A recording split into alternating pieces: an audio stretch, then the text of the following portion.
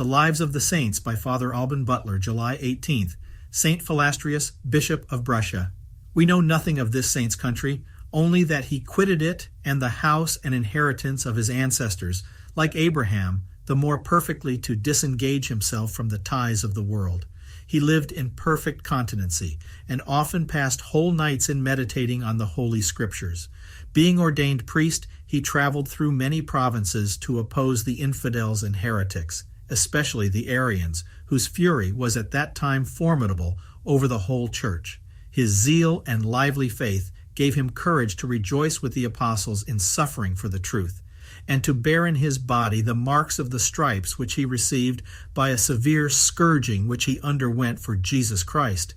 At Milan he vigorously opposed the endeavors of Augustine, the impious Arian wolf, who labored to destroy the flock of Christ there, and our saint was its strenuous guardian before St. Ambrose was made bishop of that city. He afterward went to Brescia, and finding the inhabitants of that place savage and barbarous, almost entirely ignorant in spiritual things, yet desirous to learn, he took much pains to instruct them, and had the comfort to see his labors crowned with incredible success. He rooted out the tares of many errors, and cultivated this wild soil with such assiduity that it became fruitful in good works. Being chosen the 7th bishop of this see, he exerted himself in the discharge of all his pastoral functions with such vigor as even to outdo himself, and the authority of his high dignity added the greater weight to his endeavors. He was not equal in learning to the Ambroses and Augustines of that age, but what was wanting in that respect was abundantly made up by the example of his life, his spirit of perfect humility and piety, and his unwearied application to every pastoral duty. And he is an instance of what eminent service moderate abilities may be capable of in the Church when they are joined with an heroic degree of virtue.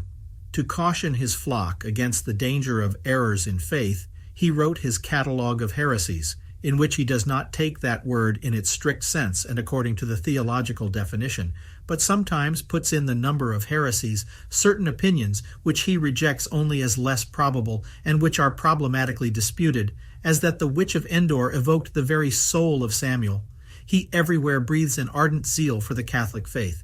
St. Gaudentius extols his profound humility, his meekness and sweetness towards all men, which was such that it seemed natural to him to repay injuries only with kindness and favors, and he never discovered the least emotions of anger.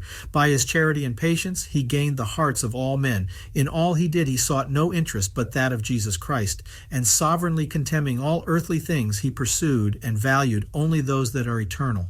Being most mortified and sparing in his diet and apparel, he seemed to know no other use of money than to employ it in relieving the poor. And he extended his liberality not only to all that were reduced to beggary, but also to tradesmen and all others, whom he often generously enabled to carry on, or when expedient to enlarge their business. Though he communicated himself with surprising charity and goodness to all sorts of persons of every age, sex, and condition, he seemed always to receive the poor with particular affection. He trained up many pious and eminent disciples, among whom are named St. Gaudentius and one Benevolus, who in his life was a true imitator of the apostles, and being afterward preferred to an honorable post in the Emperor Valentinian's court, chose rather to lay it down than to promulgate a rescript of the Empress Justina in favor of the Arians. St. Augustine saw St. Philastrius at Milan with St. Ambrose in the year 384. He died soon after, and before St. Ambrose, his metropolitan, who after his death placed St. Gaudentius in the see of Brescia.